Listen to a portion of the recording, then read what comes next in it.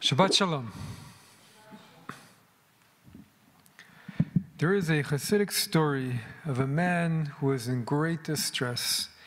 And one day he went to visit the Rebbe's court. And this was a Rebbe who was famous for his peaceful ways and his power. And the man who was in great distress came to him, and he fell at the Rebbe's feet, and he said, "Rebbe, I am a great sinner. Will you be my Rebbe? Will you be my teacher?" And the Rebbe remained silent, and then he said, "I can, but what will you give me in return?"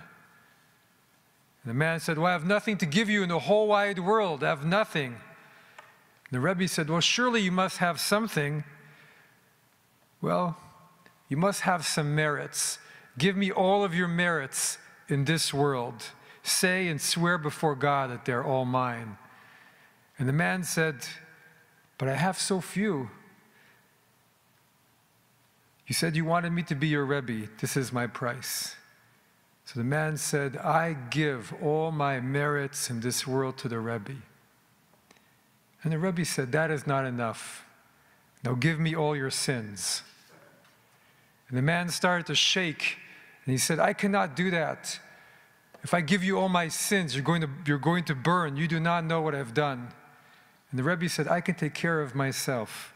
This is my price."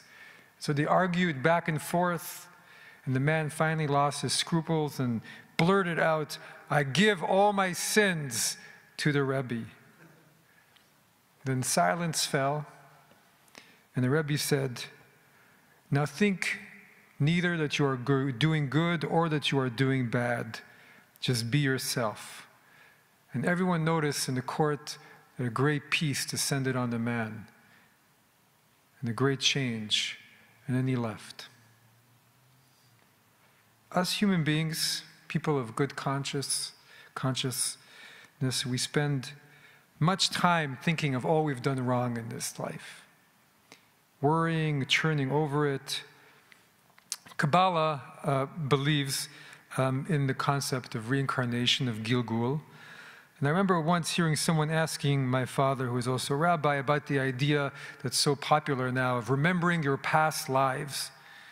My father said, "Well, we spend enough time in this life being haunted by all the actions we've done in this life. Do we really want to go and remember everything that's happened in a past life?"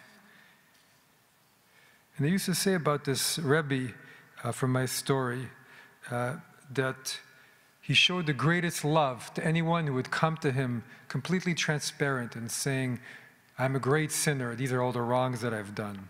Those who were hard on themselves. Because at least they were being honest. Because mistakes are part of the journey of this life. And Judaism does not believe imperfection. All of our greatest role models, Abraham and Isaac and Sarah and Rebecca and Rachel, Leah, they all were imperfect. And we read of their imperfections. Abraham, who pretended that his wife was his sister. And if you read between the lines, it did not end up well. Sending off Ishmael, his firstborn, or Jacob stealing the blessing, but then also favoring his 11th of 12 sons, Joseph, over all the other sons, and everything that caused, all the pain. And Jacob, if you read at the end of his life, it says how hard it was for him, how he felt his life had been hard because of it. And Abraham too, on one hand. And yet it also says that Abraham, when he passed away b'seva tova u'baruch bakol, and blessed in everything. That Abraham was blessed in everything. Even though he made mistakes, so many mistakes, he was still content when he came to his last few years, because he knew that he gave everything he had to the journey of this life. And he was not afraid, and he didn't hide his mistakes. We read about them so many thousands of years later. And it's true of us as individuals, and it's also true of us as nations. And on the one hand, this catastrophic failure of our parsha, which is the portion of the golden calf, is just that, the fall that never should have happened. Oy vey. 30 days after receiving the commandment, "You shall have no other God but me," they build a golden calf.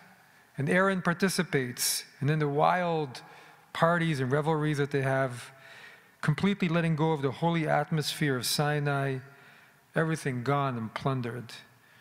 And Moses on the mountain thinks that there must be some great war happening because of all the sound that he hears. And he goes down and he sees it's only a big party. And he smashes the tablets after God says, you better go down. Horrible. It's such an incident. We're reminded of it as Jews in many different ways. But every head tefillin has a little calf hair that comes out of the front of it to remind us of this episode. And yet there's also something so extremely and profoundly human about their failing that we all can absolutely relate to.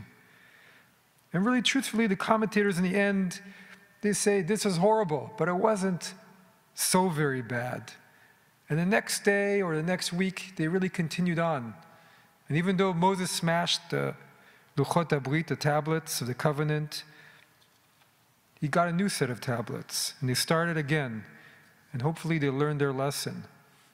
And really, when God really gave up hope on the people was when they refused to go forward into the promised land and completely abandoned their vision of everything they were trying to accomplish. That was when they lost the divine grace. And so we look at the world and everything happening, and in Israel, in our own lives, and we have to have faith. That as long as we engage with the process as best we can, sometimes failing, sometimes rising up again, flailing, yelling, our mistakes are not as bad as they seem. We can always receive new tablets. And in fact, according to some of our beliefs, according to the Adir, the whole world is a second set of tablets, a second attempt after the first one could not hold the light. We can give our transgressions away. And so the golden calf reminds us of all the mistakes, of what it means to be a human being.